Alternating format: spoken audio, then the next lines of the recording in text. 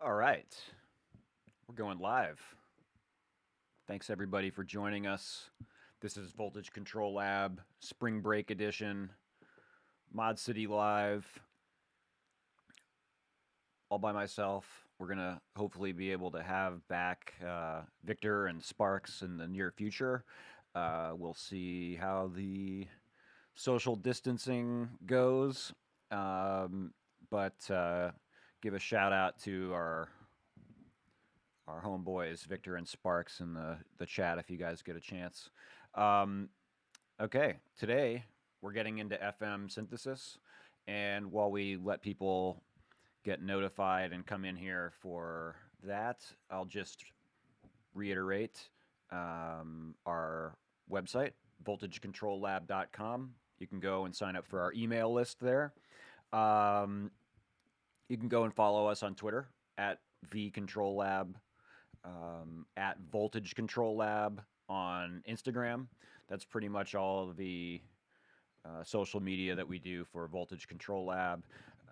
You can find my own work at Computo, Computo, on pretty much every social media and Spotify and all that stuff, SoundCloud, Bandcamp, all that stuff. So, um, what else? Other clearinghouse information. Big shout out to DivKid for his divkidvideo.com slash coronavirus. I think that's what it is. Slash corona streams. Is that what it is? Um, I liked it, or I retweeted it on Twitter. So if you want the legit link, go over there. But big ups to DivKid for trying to provide all of us a schedule of great modular and synth related content.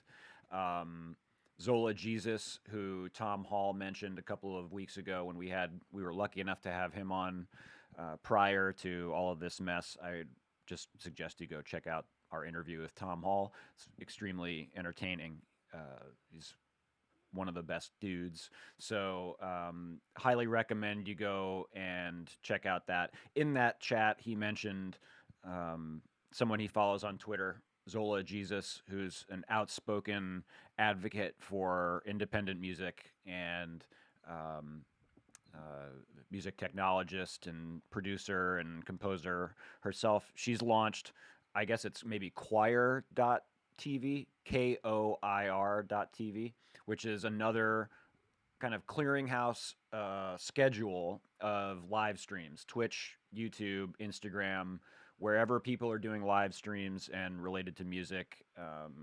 She's created this resource, and there you can find other live streams. If you are doing your own live stream, you can submit that live stream to choir.tv, KOIR.tv, and um,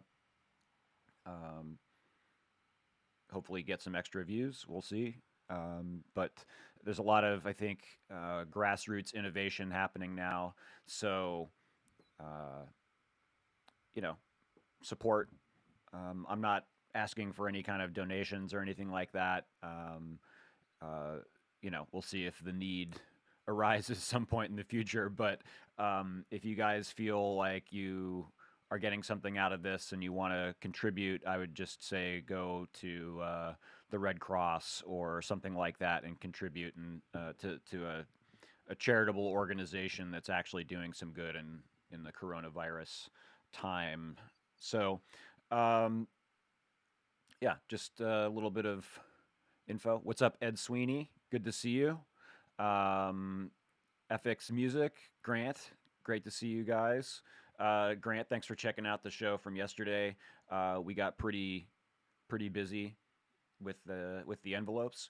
I think we could go deeper. So if you guys want to do more discussion on envelopes, let me know.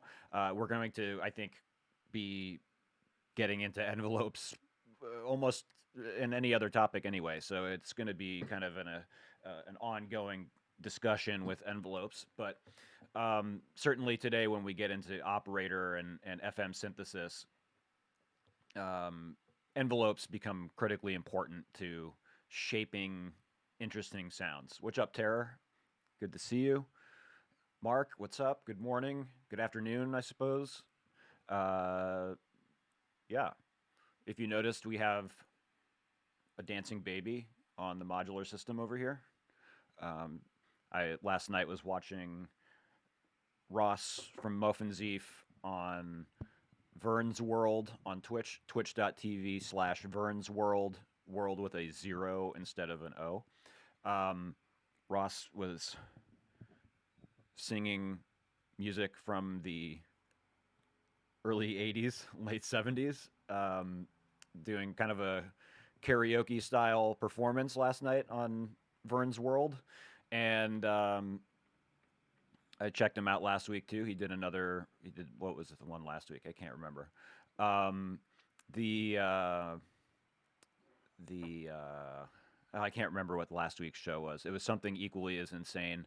But Vern's World inspired me to start working on building our show interface a little bit more in line with what I originally had planned, which was to have some animated GIFs and to have, at some point, a soundboard in here so we can start having some real fun with this shit. So hopefully this will develop. If you guys have any good classic animated GIF ideas for me, throw them at me. I was looking for flaming skulls today, couldn't find any.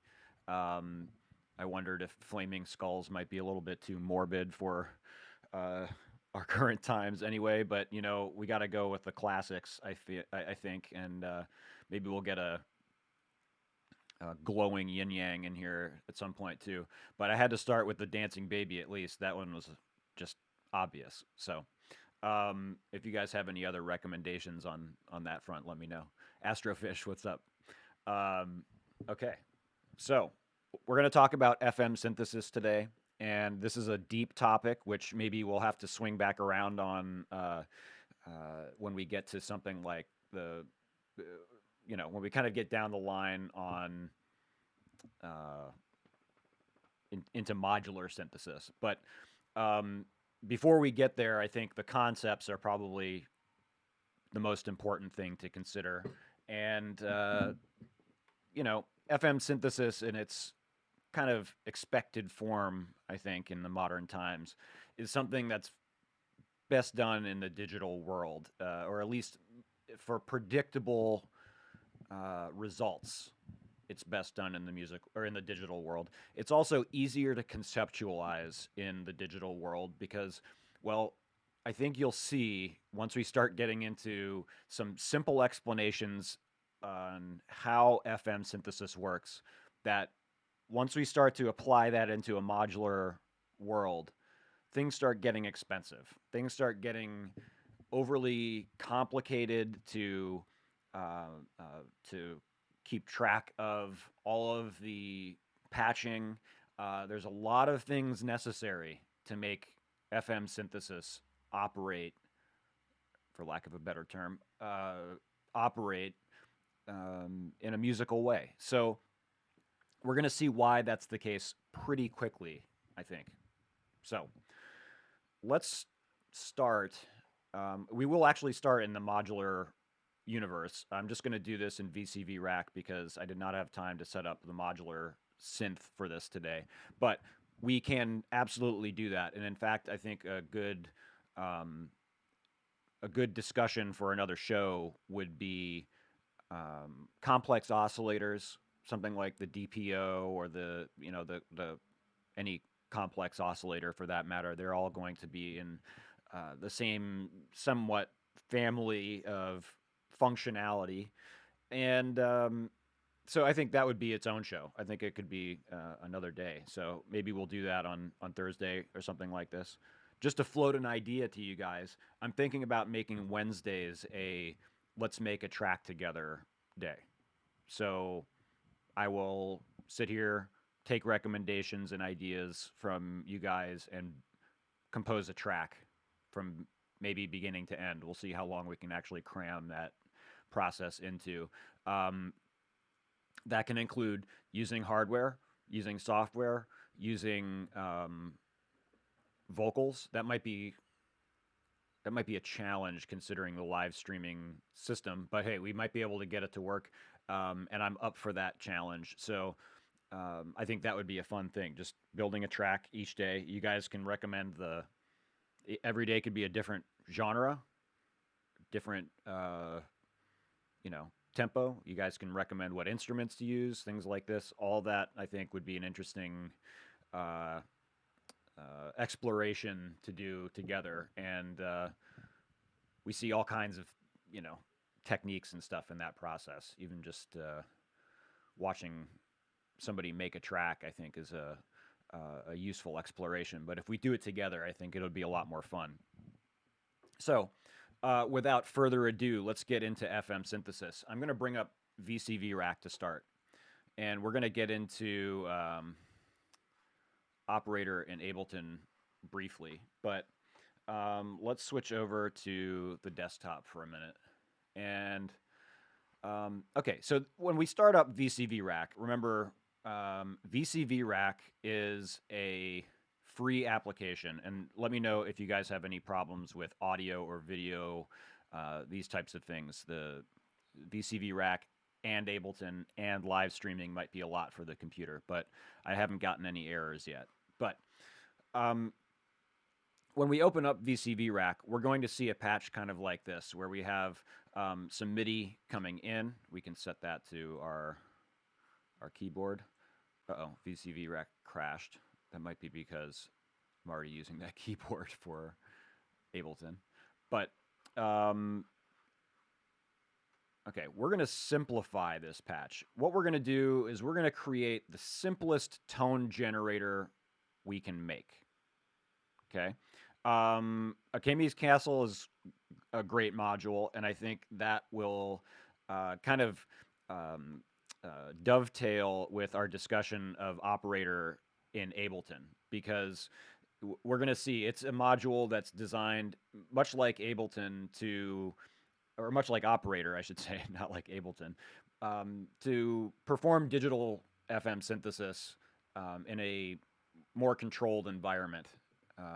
We'll see in a moment here why it starts getting outlandish in a fully modular setup, right? When we have an instrument that's dedicated, like Akemi's Castle from, I think that's, remind me who makes that. Is it not Busy Circuits? It's the guy who makes Pamela's Workout, I believe, right? Um, the Okay, so what we're going to do is we're going to simplify this. We want to create the absolute simplest tone generating and volume controlling circuit. So we're going to get rid of the VCF. We can even get rid of the scope here. Maybe we'll add that back in a moment.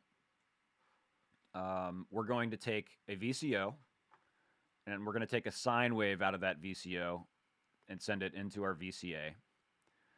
And we're going to use this envelope to shape the volume coming out of that VCA. So all we're doing right now is creating a sine wave generator, ALM, thank you, Busy Circuits. A sine wave generator into a volume control patch, right?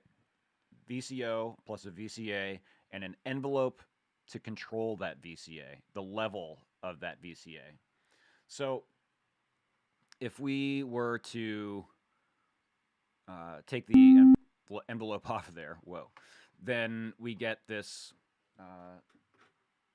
sine wave signal, and maybe we will also just lower this level a little bit. Okay, there's our sine wave. Now, this is going to be contained in a box. Okay. The other day we did some block diagrams, and we can easily draw this out in the form of a block diagram. We could probably also do a quick search for an FM operator block diagram. Let's see if that brings up an image. That's what I'm looking for. I'm going to bring this up here. One moment.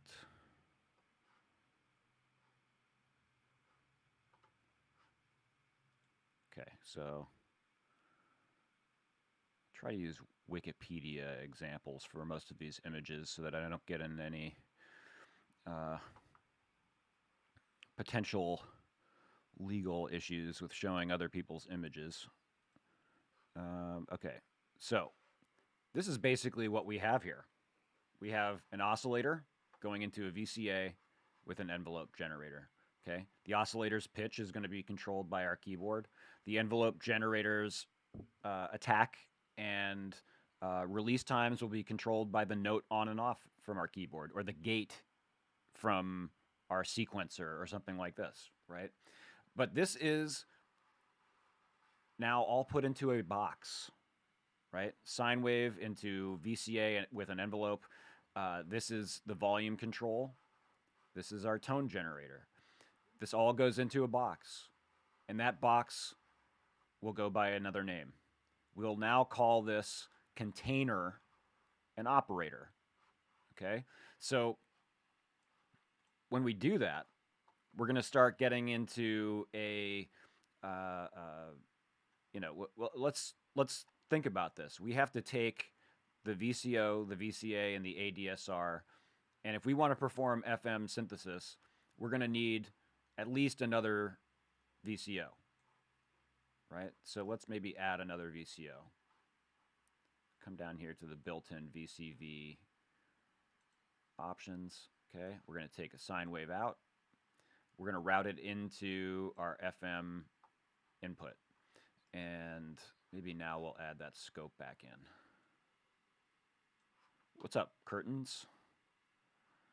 And just lower that a little bit more. Okay, and now as we raise the FMCV control here, we're going to start introducing frequency modulation. Now, we're going to take this frequency way down, okay, to a low frequency.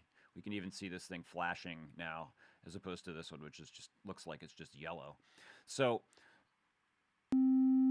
as we increase the FM knob, we can even fine-tune this lower.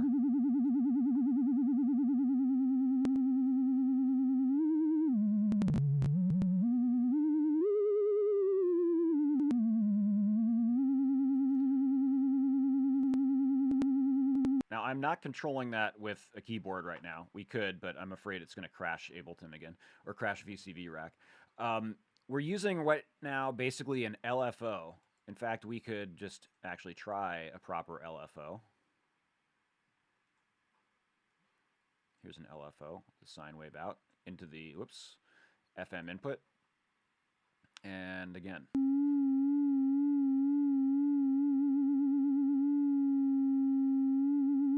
Might want this to be bipolar.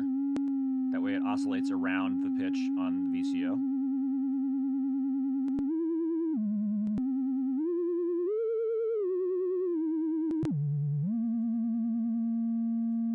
Okay, what's happening here? Effectively sounds like vibrato, yeah? This is not really technically frequency modulation, okay? While we are in in reality, we are modulating the frequency of our VCO, right? We're using this low frequency oscillator to vary the pitch on the VCO. And we can control the intensity of that by turning up and down this FM CV knob, okay? As we turn this up just a teeny bit, we get into the range of kind of what we would expect from a musical vibrato. This is a loosely realistic musical effect, right? Vibrato is something that a violinist can do by moving their finger slightly back and forth on the fingerboard, right? They can create a sense of expressive motion even when holding one long note using vibrato. even a wind player could do something maybe close to this. Maybe it might sound more like tremolo, but surely they can also get some vibrato effect out of their instrument in a similar fashion. And we're trying here in a very rudimentary way to create to recreate that effect of vibrato. Okay. Now we're doing a slow modulation, maybe 5 to 8 cycles per second, right? This is a low frequency oscillator, not a high frequency or an audio rate oscillator like our VCO.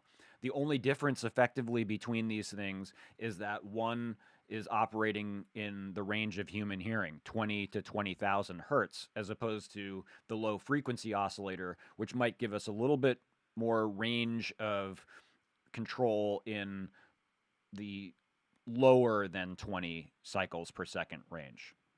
So this is the type of thing that the the the rate of modulation matters, and as we start to increase that, as we start to increase the intensity, we're going to start to see some more drastic tonal change. Let's take the sine wave output of our VCO and also route it to our scope so we can see what's happening here. Let's see if we can zoom in a little bit too. Okay, there we go. That's a little bit better. All right, so we're going to turn on our VCA now. Let's just turn this all the way down, unhook it, and then slightly turn it up. Okay, so there's our nice clean sine wave. In fact, we can, let's see, what do I want to hit? Time, that's what I want to control. There we go, there's our nice clean sine wave. And let's introduce that vibrato again. When we do that, we can see that this sine wave is expanding and contracting, right? The wavelength is getting shorter and longer. Shorter as it goes higher in pitch, longer as it goes lower in pitch.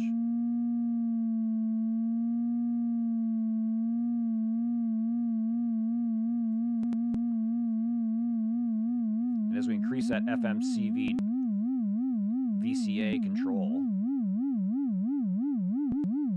this is like having a VCA built into the operator with an offset control.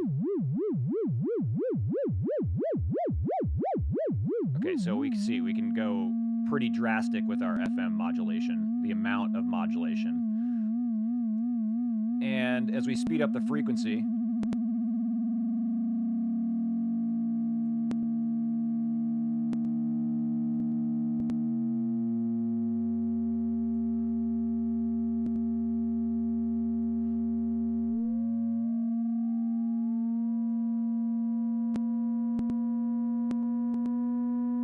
intensity of the modulation.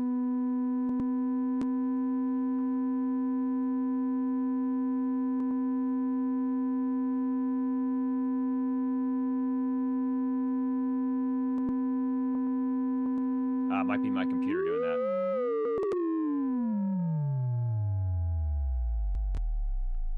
Thought it was avoiding all that, but I guess not. Yeah, we might still hear some crackling. My apologies for the popping if it's in there. Okay. So, yeah, this should sound pretty clean because we're really dealing with sine waves here. We're not really doing any kind of, triggering of envelopes or anything like that. So, but my computer is kind of pushing the envelope at the moment with Ableton in the background and VCV Rack and streaming. So, getting a little bit intense in terms of pressure on the CPU and the GPU. Okay, now the point of this is that as we speed up that frequency modulation, we start to get some tonal change, right? When we're doing this at a low frequency, it still kind of looks and sounds like a sine wave. But at a certain point, it doesn't really sound like a sine wave anymore, right?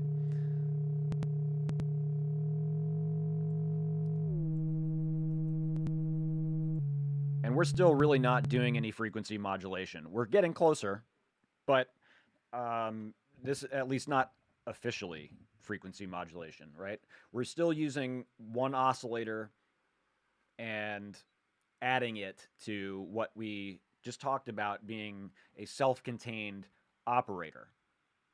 Now, when we get to some proper digital FM synthesis, we're going to use multiple operators, right? Rather than just sending one oscillator into this oscillator's FM input, we will also need with that oscillator another VCA, excuse me, and another envelope so that we can control the intensity of that frequency modulation over time. We can do it now by hand, right? But if you've been synthesizing for a bit of time, you might know that doing everything by hand is kind of impossible. We don't have enough hands. We need modulation, right? We need in the DAW universe automation, things that are going to perform change and action and musical motion for us so that we don't have to dedicate one or two of our only hands to turning a knob every time we want some action to happen. So we need another operator, another VCO and VCA and ADSR. Okay, so increasing the buffer size. That I think on my I'm using an older audio interface, and I think it's as high as it's going to go. Honestly, let's see, threads, lowest CPU usage. Yeah, I think I'm as low as I can get. I've just got too many things going right now.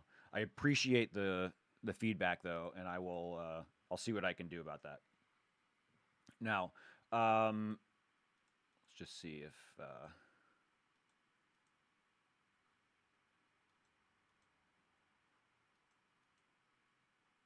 yeah, I don't think there's much I can do about it at the moment. We're going to be leaving VCV rack in a moment anyway. Let's get rid of this for a moment. We're going to add in another VCO, another VCA, and another envelope. There we go. So now we've got two operators. We'll set this up in a similar way. We're going to route the sine wave into the VCA out into the FM input on the VCO of our first operator. And then we can take this envelope and we'll route it up to control the VCA.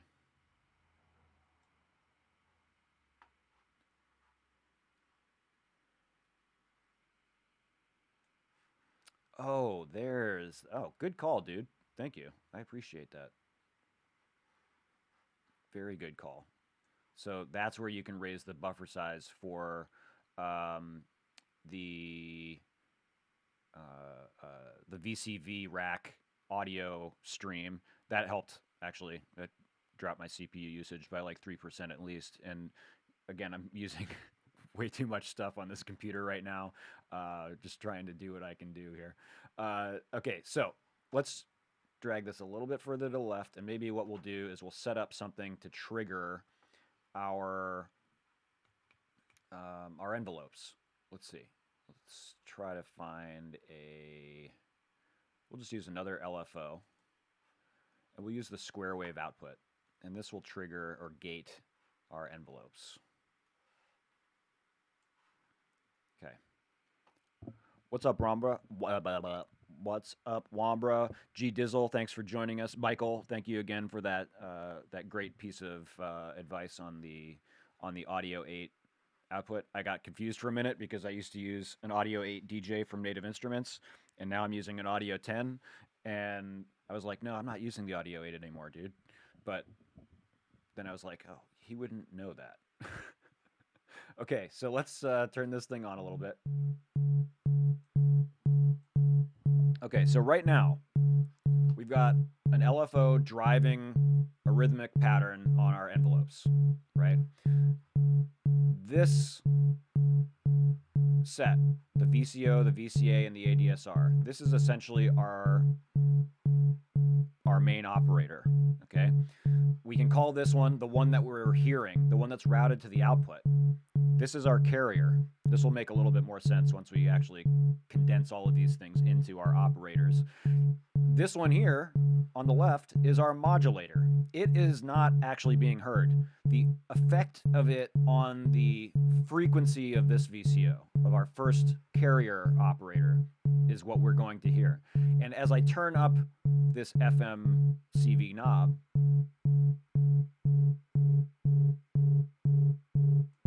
we're going to hear some of that effect.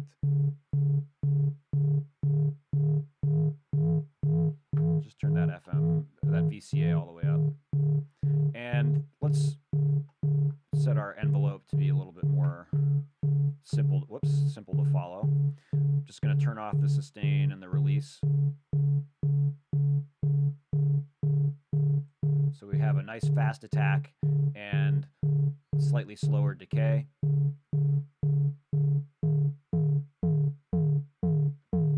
So if we were to route this to the output,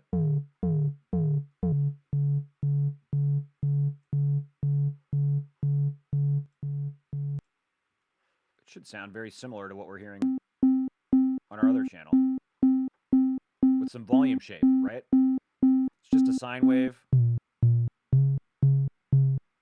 You can even try to set it to the same frequency. So this is just a sine wave coming out of here. But we're not going to route it to the output. We're going to route it to the FM input. And we're going to take our VCA out over here and route that to the output. And you can see on the scope over here, the wave is starting to look a little bit more complicated, especially when that VCA of our modulator starts to open up.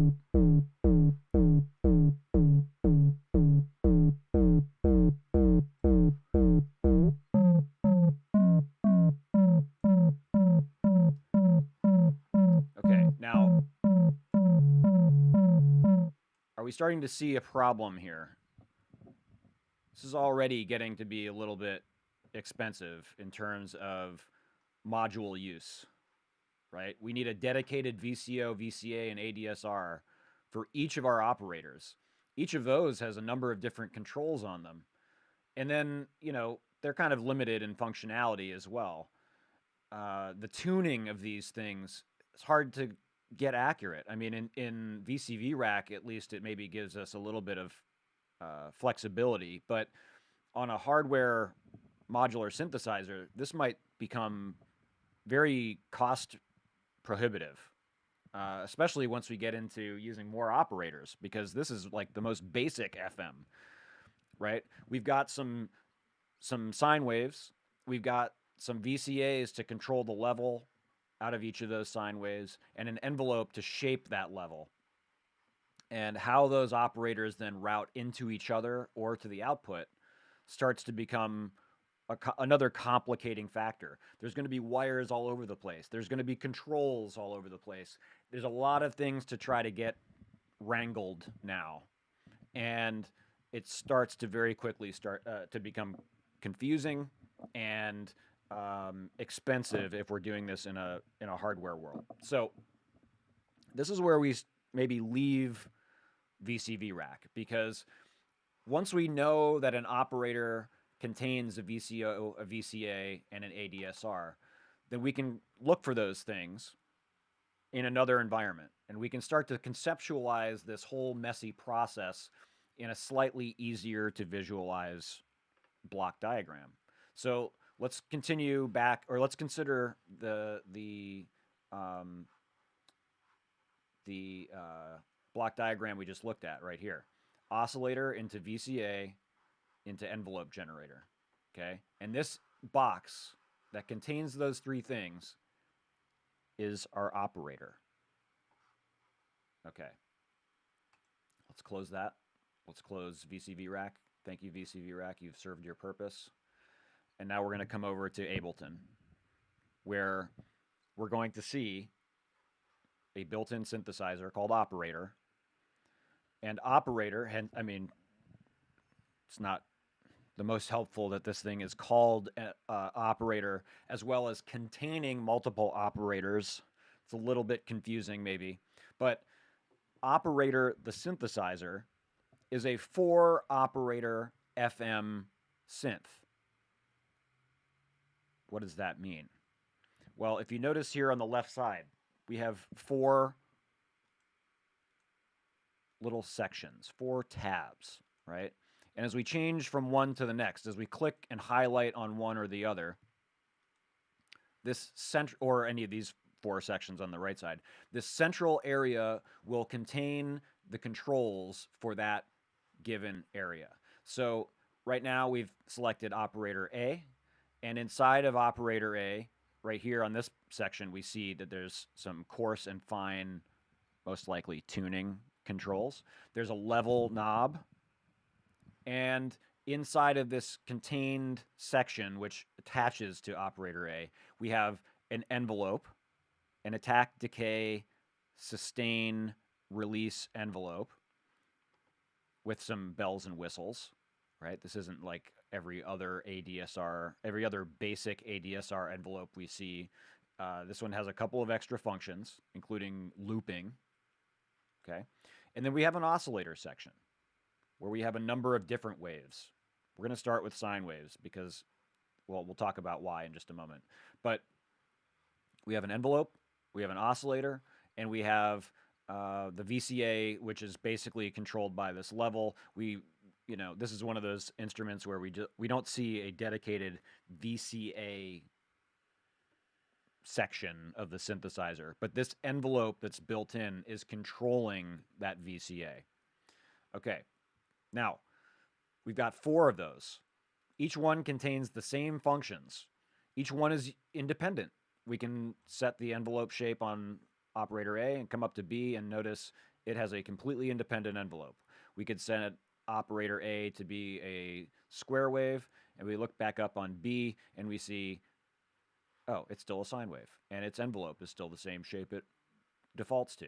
So each of these 4 operators is completely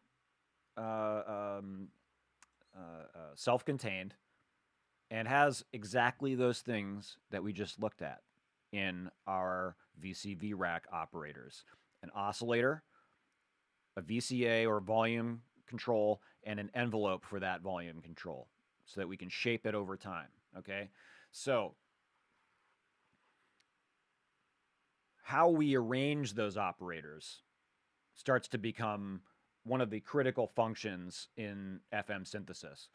And over here in this bottom right-hand corner, we see there's this little colored box glyph here, okay? And notice those boxes look similarly colored to our operators on the left. Yellow for A, green for B, blue for C, orange for D. And we see that same kind of descending fashion here in this glyph. If we click on this section, then we see the focus area focuses on those glyphs. And at the top of that section, we have a lot of MIDI controls in here, but at the top of this segment, we see FM algorithms, critical function in FM synthesis, okay? FM algorithms are simply pre-existing routings of our operators, okay? The default operator algorithm is this one that we see down here in the bottom right-hand corner already, okay? With this one, we can kind of trace the signal going down through the operators. Operator A is at the bottom, as we see here. And that one has a little arm coming out of it, out of the bottom here, and it doesn't go anywhere. Interesting. What does that mean? Well, each of these operators are going to receive note information. Each of these operators are going to pass their signal out to the next operator, right? If you remember a moment ago when we were looking at VCV rack, we had an oscillator, an amp, and an envelope on the right side. That was what we called our carrier. That was the one we could hear. And then we had another set of those on the left side. And that was the operator, the oscillator, VCA, and envelope set that we did not hear, that was routed to control the frequency of the first one. So, in this arrangement, operator A is our carrier. This is the one that we are going to hear.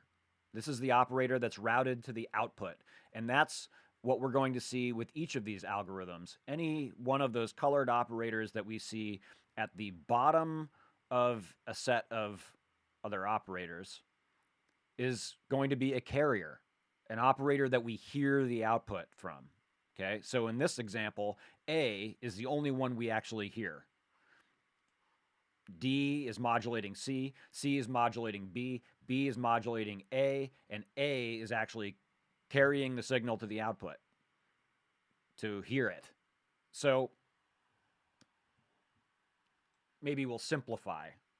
Okay, well, let's go back to our algorithms for a moment. If we click on these other algorithms, it rearranges these operators, right? It sets these operators into a different order so that they're modulating in a different way, right? They're maybe not modulating in a descending fashion anymore. Maybe we have two operators modulating a single carrier.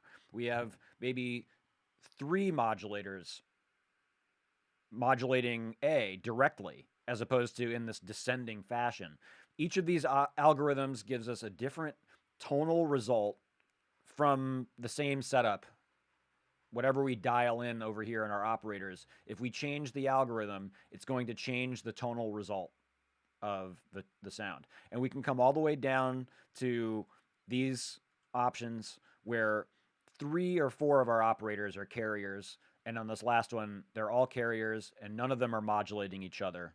We might be able to perform self modulation where we feed back a signal out of an operator into another one, or into itself, I should say. But these, maybe we'll start with this basic operator section. In fact, we're just going to turn off D and C, and we're going to work with two operators like we had a moment ago, the carrier and the modulator. Okay, now, the algorithms, the self-containing of an oscillator amp and envelope into an operator, these aren't the only things that are weird about FM synthesis that start to diverge from how we normally think of synthesis in a subtractive environment, where we have oscillators and VCAs and LFOs and filters and all this stuff. FM synthesis, the reason that we use sine waves to begin with is because we want to create that range of tonal character that we kind of talked about yesterday, that the timbre function with relation to synthesis, where we can have a scale that we can try to work within, right? Maybe we talked about in a subtractive oscillator, that might be a sine wave to a sawtooth wave, right? Or a sine wave to a square wave, or maybe even sine wave all the way down the line to something as complicated as noise. We have a range of tonal character from simple in the form of the sine wave to complicated in the form of saw, square, further down that direction, noise, I suppose. But we also discussed how we could use a filter, right? This is where the subtractive side of things comes in, to take a sine wave, or sorry, a sawtooth or a square wave, and low pass filter it down to sound and feel and look a lot like a sine wave. Well, with FM synthesis and additive synthesis in general, and distortion synthesis, we do the opposite. We don't start with something complicated like a saw, square, or a bunch of those things and then filter them. We start with sine waves and we modulate, distort, add more sine waves to the picture to create more complicated tone, and then we can bring it all back to the sine wave. So we can, in theory, get even cleaner and more pure and simple than we can with a subtractive voice, because most of those subtractive, at least traditional subtractive voices, don't even have a sine wave built into them. We're expected to do the simplification using subtractive filtering. This is kind of the opposite. Now, this isn't necessarily additive yet. We'll get in. I saw the request up there for additive synthesis grant. We'll maybe do another day about that. Another form of digital synthesis that's built into operator. But um, just sticking with FM synthesis, we have two operators now. B will be our modulator. A is going to be the operator that we hear. And we can shape the results of these things by using the level control as well as then shaping the envelope built into that thing. So let's see if I can get a signal out of this thing yet. Let's try not to blow you guys out of the water here. Okay, so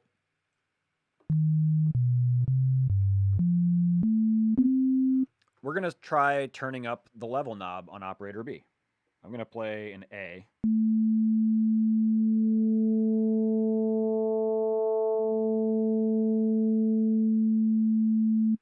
Now, there's also a great video on YouTube by Synthesizer Keith about the difference between linear and exponential synthesis. And this, in the digital world, we're going to be using linear synthesis. In VCV rack, I believe it was exponential synthesis, which as soon as we started playing with the frequency modulation, started going, so the tuning started to drift. Our perceived pitch of the resulting tone shifted. With linear FM synthesis, as we find in the digital world, we're going to be able to maintain some of that pitch information. The tonal center stays the same, but the timbre changes.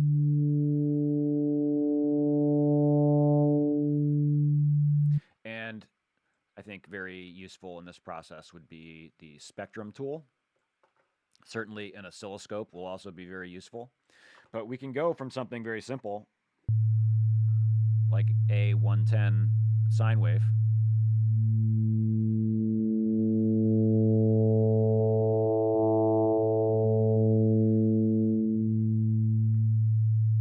to something a lot more tonally complex. Now, if we turn on fixed mode, our tuning controls go away. We're not tuning to the keyboard anymore. We're setting this operator to a specific frequency.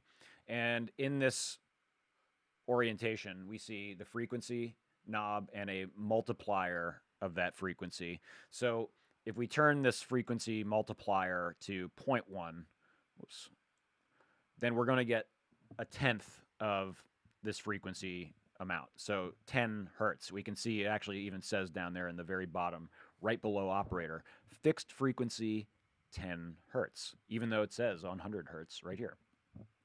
So if we turn that down to maybe 8 hertz, 7 hertz, something like that, and we turn up the level knob,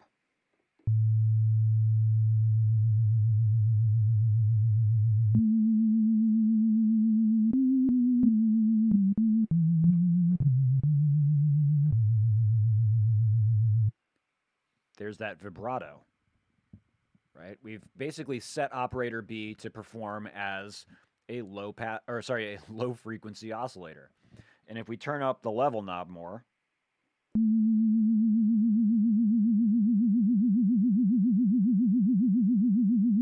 we can hear that vibrato becomes a little bit too much.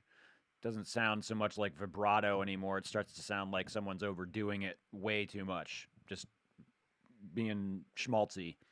And if we watch the frequency up here in the in the spectrum, we go from this very still spike, this sine wave, single frequency, this fundamental frequency, and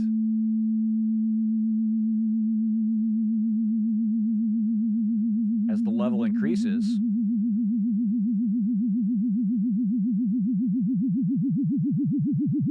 notice up there in the spectrum now, we're not just seeing a spike going back and forth like we were when this was at even a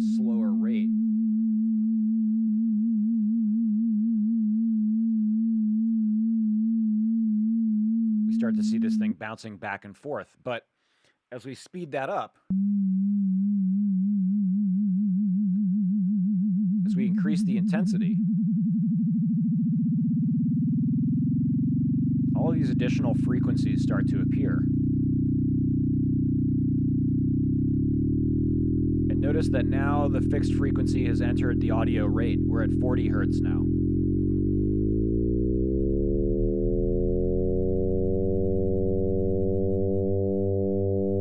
You see all this harmonic material.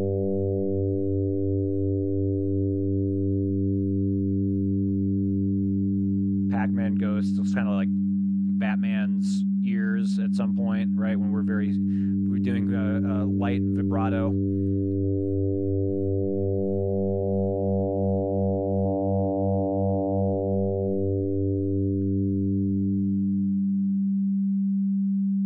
So we can go from something very simple to something very tonally rich, right?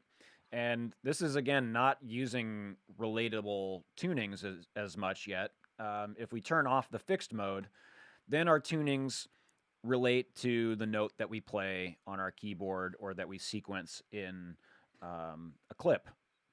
So there's still some complexity here in that the tuning doesn't work the same way as our commonly seen oscillators. These operators tune. You know, we normally would expect coarse tuning to maybe do smooth tuning up and down by maybe by fractions of a semitone, maybe by semitones. But yeah, I love that. I love the Batman waveforms that we can get out of this type of weird distortion and digital synthesis. See you, Mark. Thanks for coming, man. These coarse tuning knobs don't work that way, though. These coarse tuning knobs operate on the harmonic series. So if we turn off operator B for a moment and I play A 110, up here we can see there's that A 110 frequency. Okay, if we shift this coarse tuning up to 2, that's not a semitone higher. That's an octave higher, A220. I'm still playing A110, but we're getting A2 220. We've doubled the frequency that we're actually performing. This is a ratio value. We could also think about it as a harmonic of the numbered harmonic of the note we're playing. So the third harmonic above A1, or the second harmonic, as the case may be, which is A220. If we go up to 3, now we're multiplying the frequency that we're playing by 3. So we should get A330, which sounds like an octave and a perfect fifth above the note that I'm playing. If we go to 4, now it's 4 times the frequency, A440, A3. So now we're 2 octaves higher. And this continues following the harmonic series, right? It continues following that harmonic series going up. So 5 to 1 ratio to the frequency I'm playing, 110 hertz, is 550 hertz, which is going to be C sharp 4, right? Which, 5 times 110, which is 2 octaves and a major third above our fundamental frequency. 6 is 660, 2 octaves and a perfect fifth above the note we're playing. 7 is 770, which is 2 octaves and somewhere in between a major and minor seventh above our fundamental frequency. And then 8 times 110, 880, 3 octaves above the note we're playing. And we could keep on going, and the fractions, the intervals get smaller and smaller as we continue to go up. We're talking, between 1 and 2, an octave, 2 and 3, a perfect fifth, 3 and 4, a perfect fourth, 4 and 5, a major third, 5 and 6, a minor third, 6 and 7, a little bit smaller than a minor third, but maybe a little bit more than a major second. And then 7 to 8 is, whatever the rest of that is up until the next octave. The 7 is not an even interval though. It's somewhere microtonal between the major 6 and the minor 7. So above 8, we start getting into smaller than major seconds and minor seconds and tiny little fractions, right? But this isn't the tuning that we normally find on an operator, or sorry, on an oscillator. So the point here is that when we perform frequency modulation, tuning relationships between our operators matter. Okay, so let's rewind a bit. The algorithm matters, right? How the operators route from one to another is an important function and difference from how we normally uh, conceptualize, or in other forms of synthesis, maybe conceptualize signal routing. Um, Tuning is a little bit different, and it's going to be very important when we start talking about shaping our tone. The envelope shape is going to be very important, right? We talked, of course, yesterday about the volume envelope and how important the volume characteristics are in shaping an envelope. But then we routed that envelope to control a filter so that we could hear that shaping the tone over time with an envelope could be very important. And that's essentially what we're going to be doing with our modulators and our envelopes that are contained within those modulators. Our carrier envelope is going to be essentially our volume envelope. So this one on operator A is going to be our volume control.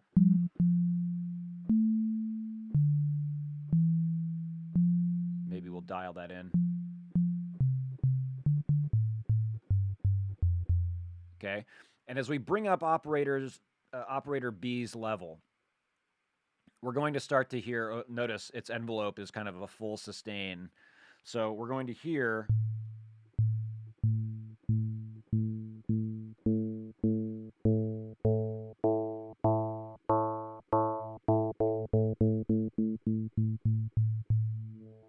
and we talked yesterday about how some of these sounds, if we just kind of keep them full volume, sustained, so that there's no change whatsoever,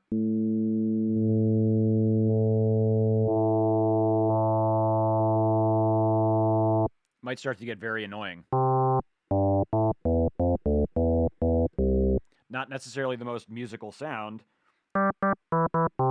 nor is any synthesized tone if we're not doing anything to color, to change, to modulate this thing over time, to add some expressiveness and some flavor and some motion, right? So shaping envelope B, or the envelope on operator B, is going to be critically important to get tonal change.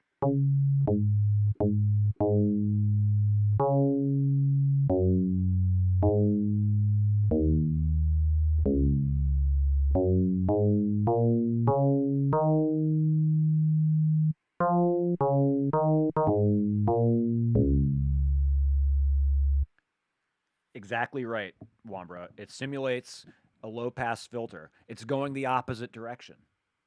Instead of using a square wave and opening and closing an envelope, or opening and closing a filter with an envelope to go from simple to more complex to back to simple. Here we start simple and we modulate that sine wave to get more complex, and then we turn off and slow down that or simplify, lower the amplitude of that modulation. We don't slow down. We lower the amplitude of the modulation back to a sine wave.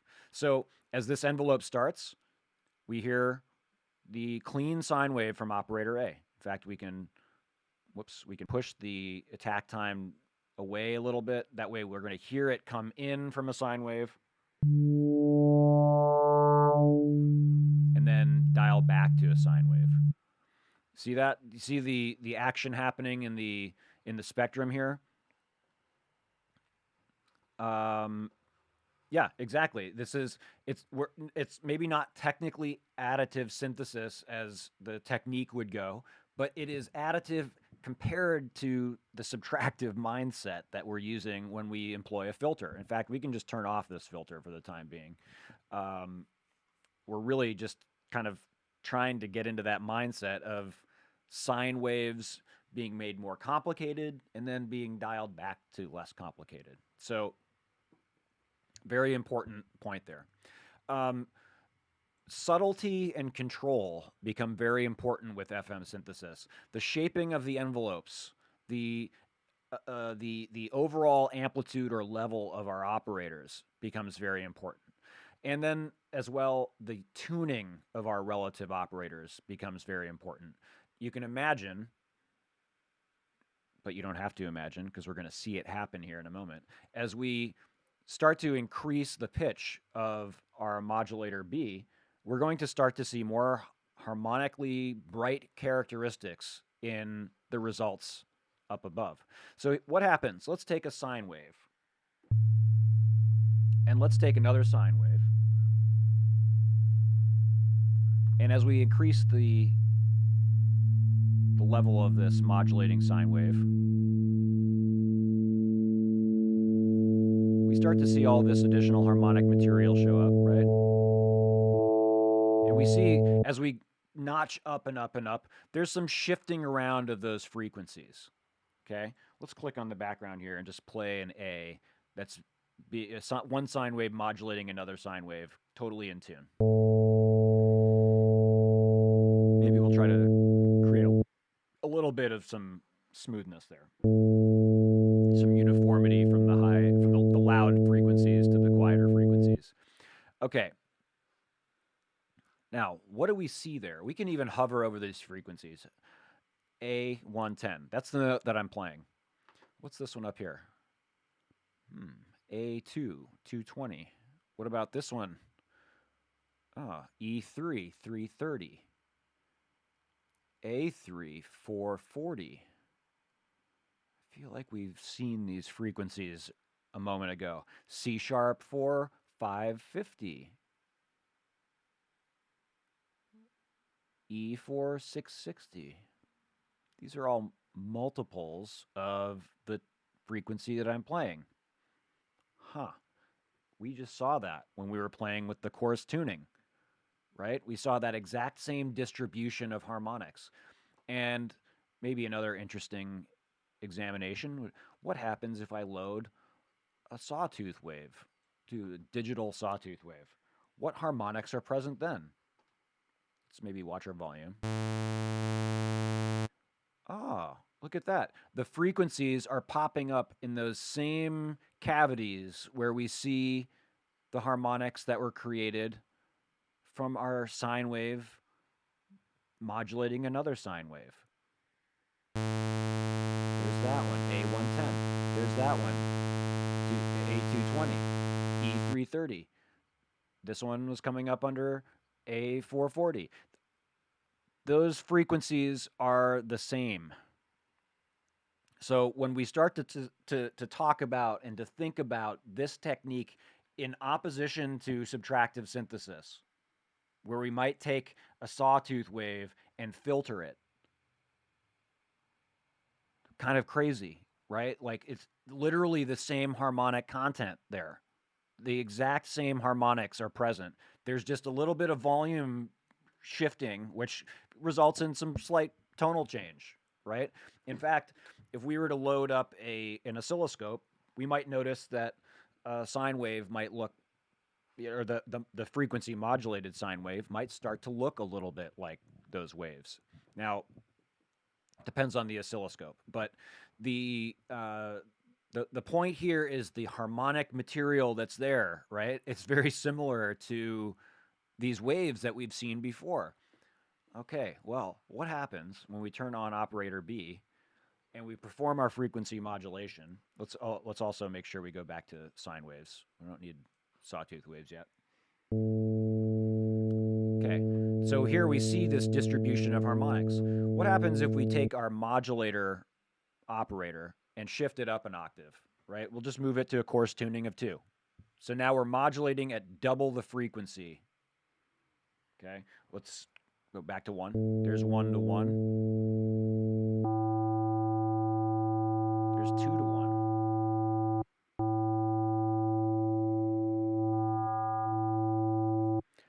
That might start to sound a little bit familiar too. What if we look at a square digital wave? Let's click in the back here. There's our square wave. And this is why I like using Spectrum in Ableton, because we see these ghostly images of the harmonics that were here a moment ago, right? Now, let's go back, switch that back to a sine wave, and we'll turn on operator B again. Look at that.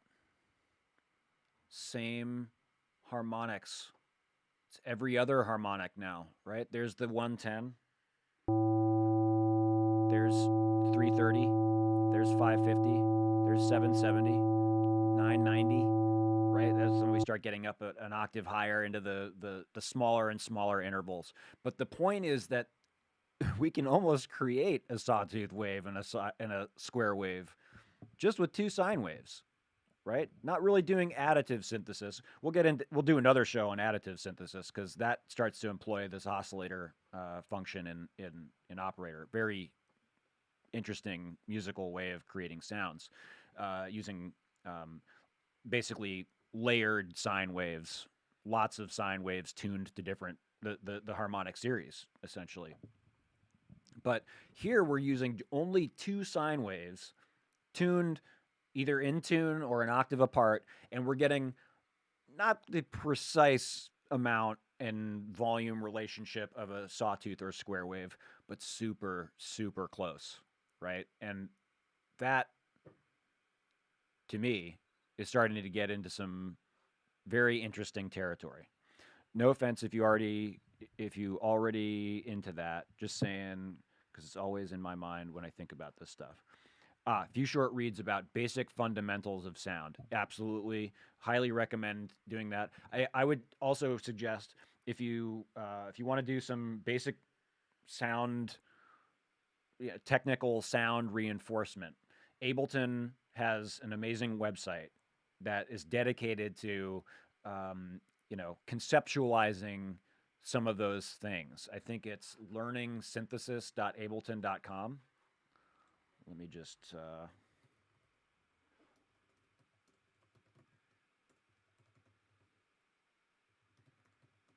try that out. Is that it? Nope. That's not it. I'm going to find it and I'm going to post it in there. Learningsynths.ableton.com. That's easier.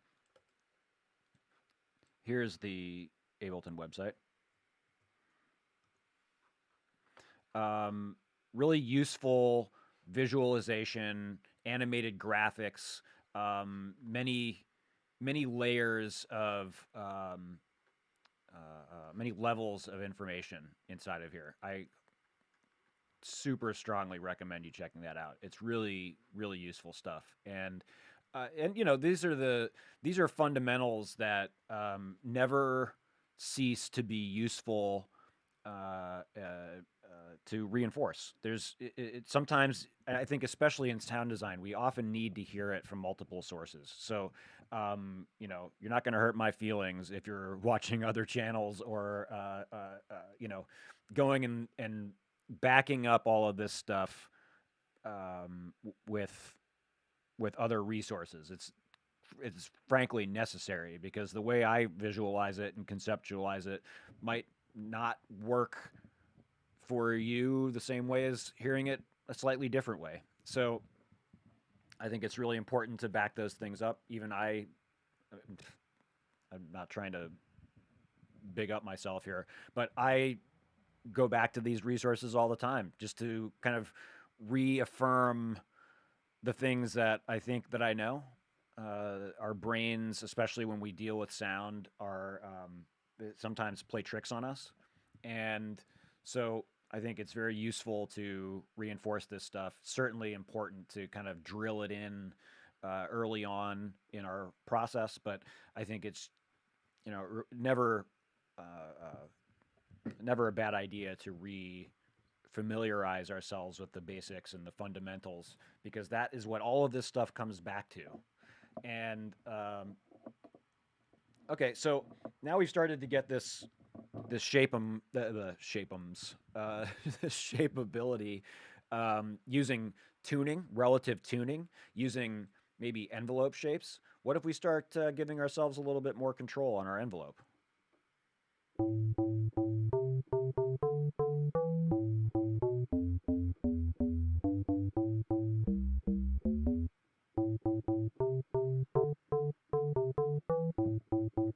Sound familiar? Does that sound like a sound we've heard before?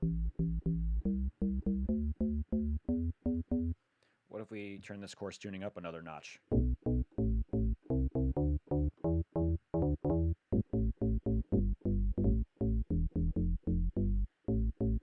What about one more?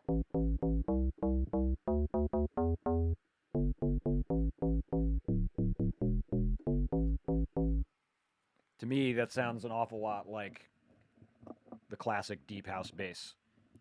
We have a little bit of flexibility there. We can make a million deep house basses. Um, what about starting to shape and alter the envelope shape?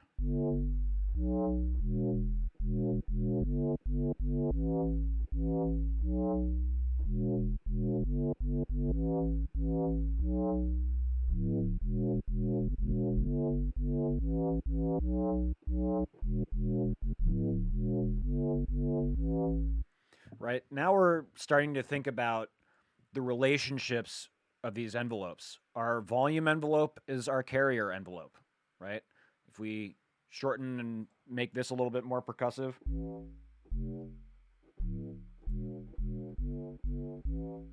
this is where um, uh, uh, we didn't talk about this yesterday, but maybe we should have.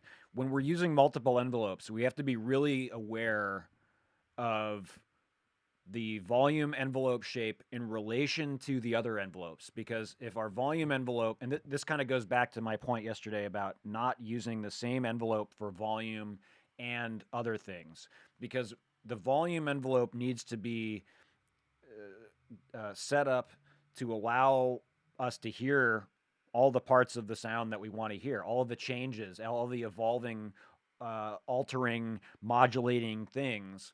And if our volume envelope ends at, you know, a second or a half a second, and our evolving envelope goes for 12 seconds on operator B,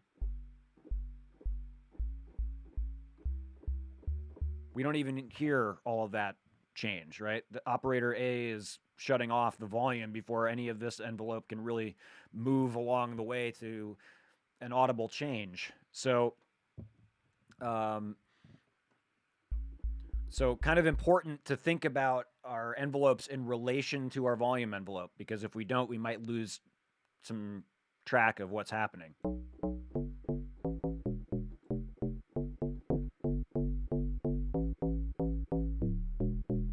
And now we start to see, especially once we start employing operators C and D,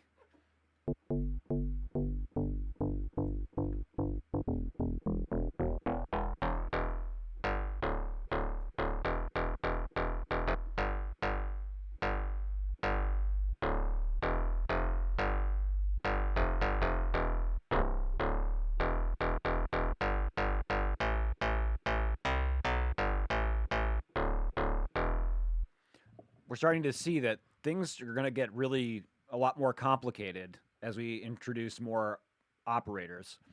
Even on just one operator, we've got like 20 different controls, not even getting in too deep to the oscillator. And just the envelope has 10 different functions, including velocity and key mapping and looping and this stuff. So four of those, it's a lot of parameters to try to keep track of. A lot of modules that we'd have to have in the hardware world and that starts to get expensive. It starts to take up space. It means we're going to need a big, um, a big case for all of that stuff. And that's not even employing an LFO, the filter, the assignable envelopes, the pitch envelopes, the MIDI modulation, all of this stuff. So, um, my charge to you would be to spend some time with just two operators, right? Once we start spending some time with just two operators, then we can start experimenting with all of these functions and get a whole range of sounds going, right? What if we come back down to a 1-to-1 ratio here and we use maybe a looping envelope? We could set this to a beat loop length.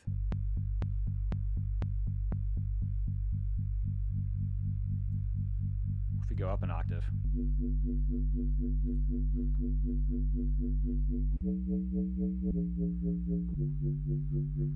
we're making bass sounds right now. We might change our voices to one monophonic performance, right? You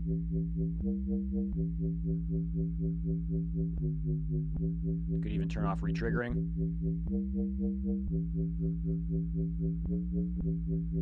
On the pitch tab here, we can turn on glide. This is a dedicated pitch envelope.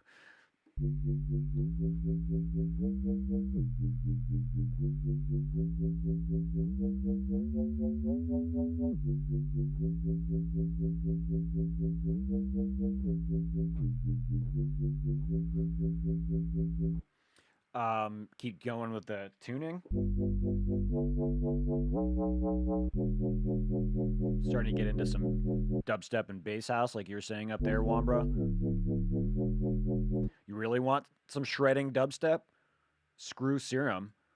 Try a sine wave being modulated by a sawtooth wave.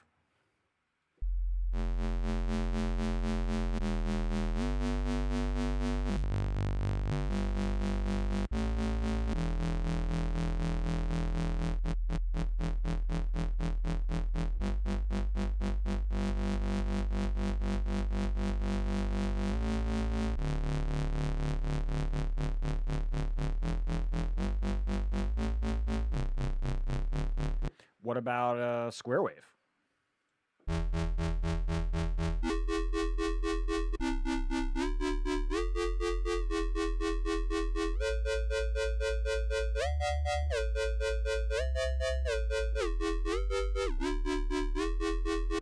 What if we switch those around? What if we make our operator or a carrier a square wave and our operator a sine wave? Oh, mama.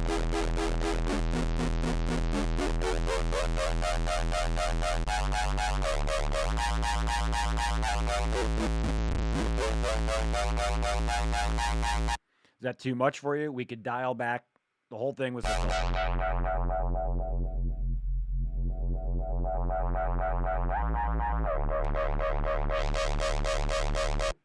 What about a sawtooth wave modulating a square wave?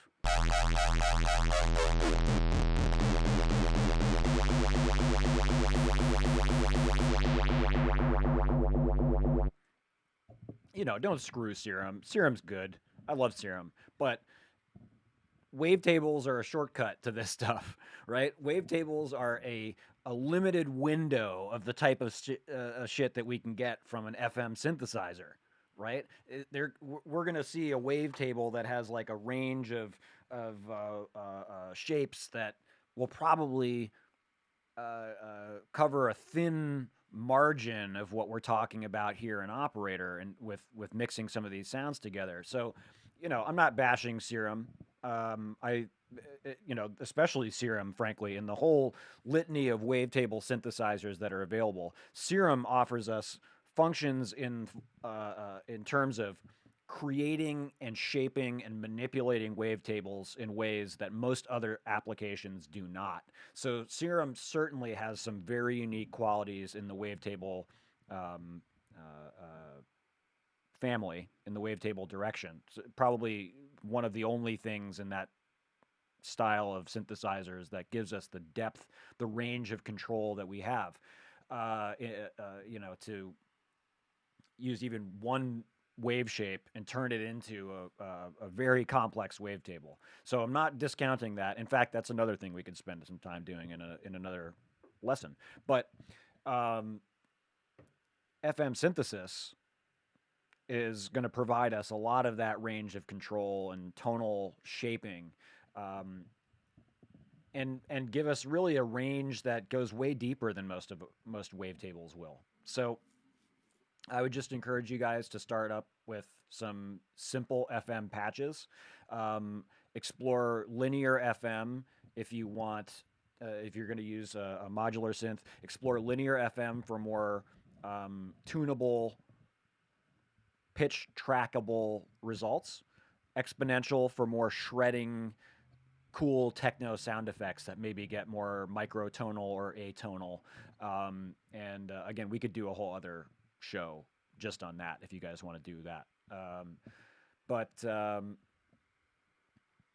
yeah, little review here. Remember, we're dealing with sine wave oscillator into a VCA with an envelope controlling the level of that oscillator, right? The VCA and the envelope control the intensity of that sine wave, and then we chain those things together. That's what we consider an operator. One of these little four boxes, each one of these operators over here on the left side contain that sine wave generator, a VCA, and an envelope.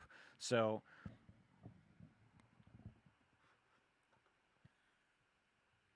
I did not. Well, actually, in the very beginning effects, I was showing that in VCV rack, and so I would maybe go back and try to recreate that simple, semi-simple patch in on a Eurorack setup where we have um, two sine wave oscillators, two dedicated VCAs, and two envelopes that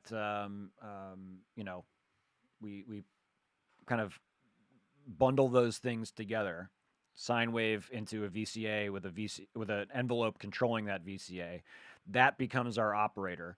And then the output of one VCA goes into the FM input of the next oscillator.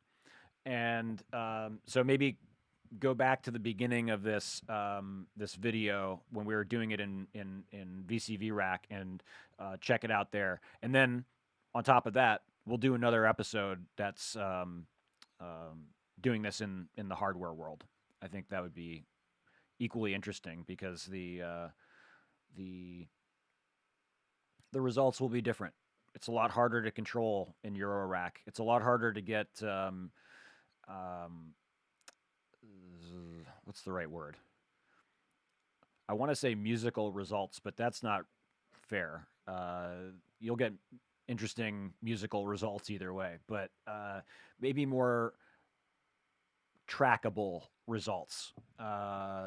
The yeah, again, this is something that demands practice and experimentation. So I would try it out and see if you can recreate that patch that we did in the beginning, and you know, in that process, maybe you'll run into some discoveries, issues, questions, all of those things. Please bring them all back in here. And yeah, maybe on Thursday we'll just go with a FM hardware FM approach. Yeah, less predictable. That's really I think what it comes down to. In the digital world, we can get very precise and repeatable. In the hardware world, it's a little bit harder to pull that off. And in if we're doing legit FM synthesis, that repeatability can be important. Amara Music, thanks for joining us. Could you talk about the pros and cons of analog versus digital oscillators in a basic modular FM voice? Digital carrier, analog modulator. I think that's an interesting question. Again, a digital oscillator will probably have the ability to maybe do uh, pitch quantization, right? Locking the tunings of our oscillators to a semitone based tuning as opposed to analog, which might not have that that functionality. It might not allow us to get very precise with the tuning, other than doing it all by ear, and that might make it a little bit more complicated to get these kind of repeatable, predictable results. Right. I think the problem really occurs when we come up with a patch and then we want to remake that patch, because that's when we're going to have so many different parameters that we have to get right, and that's when it starts to become prohibitive. It starts to become a little bit time consuming, even not even thinking about the cost. If we're working with 4 operators worth of gear, that's a lot of parameters to tune in. So but again, the predictability and the repeatability might not matter so much to us in the hardware world. We might be a little bit more forgiving in terms of accidental results or discoveries that come through that process when we're tweaking things by hand. But and it's one of those conceptual differences between the digital and um, the analog. I think it kind of goes back to that whole complaint that I don't know if you guys have seen "I Dream of Wires." Required viewing if you haven't. "I Dream of Wires," amazing documentary about modular synthesis and the history of synthesizers and the current trends. But in that, Trent Reznor laments the DX7's release and the advent of preset based um, music production. You know, the the moment when presets became popular and the instrument interface became so complicated that they just removed it from view almost completely and gave people an instrument that was primarily preset focused, right? Um, aliasing, um, that is another problem with hardware synthesis. Yes, absolutely. Is that we don't have the ability to process that signal like we can inside of a computer. Now, I don't want to say that um, definitively, because um, there might be exceptions to that. Depends on the digital oscillator. But I would think once the modulation starts to happen, uh, um, there's more potential for aliasing. There's more potential for the digital noise or noticeable artifacts in the process. And you can see here on operator, they've got an interpolate and an anti-aliasing button, and those are by default turned on, so we get smoother and cleaner results. In an analog synth, that's probably going to be less likely, and we might get weird, unexpected artifacts as a result of that. But that's not necessarily a bad thing. They might be really cool artifacts. They might be very techno friendly artifacts, right? I tend to kind of separate techno into its own world of sound palettes, because we don't have to follow scales in techno as much, right? We don't have to use traditional musical forms or expected sounds for the style like we do in other styles of music.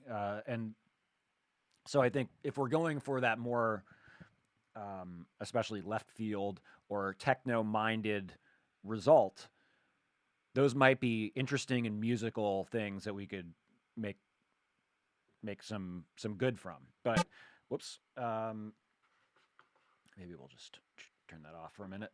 Um, well, that seems like a lot to chew on for one day. We'll come back around on maybe Thursday and do some hardware FM. Tomorrow, let's make a track together. Come and start spitting ideas at me tomorrow. Or, if you've got ideas ahead of time, you can tweet me, you can Instagram DM me, you can comment, all of this stuff. But I think Wednesdays we'll do some let's make a track together type of shit. And you come in, you tell me what to make, you tell me what to use, and then you know I'll show you how I do it, and you can criticize me and tell me what I'm doing wrong and um, all those things. I welcome it. So, and we can learn together in that process. So, hopefully, that's all useful info for you guys. If let's go back to Dancing Baby here for a second. Dancing Baby. Uh, yeah. Also, if you guys have ideas for classic gifs that I can include here, I'm trying to snazz up the live stream. So I'm looking for some classic old ass animated gifs, and um, yeah, tell me what I should put on here. I had to go with Dancing Baby first, though. That was obvious to me. So sweet. Thanks you guys for coming and joining. And tomorrow we'll definitely use the modular to do some production and get some funky business happening, and we'll see how it all works out because this is all going to happen on the same computer, and yeah, should be interesting and fun. But hey, it's worked so far. All we had was a little bit of glitching when we had a lot of things running. So tomorrow maybe we get it all together. Ooh, Garfield, good idea. I'll write that down. Garfield is like prime synth GIF territory, I feel like. Um, all right. Analog Assailant, thanks for coming in. Brian, Effects Music, HR, Ed, G Dizzle, Wambra, Amara, thank you guys so much for coming in and joining us today. We're going to keep on going. If you guys have any recommendations for gifts or show ideas or anything else, if you can think of ways that I could make this show better, I'm all ears. And I just want to make it more enjoyable for you guys and attractive for other folks to come in and join us too. So, looking forward to seeing you all tomorrow. Have a great day.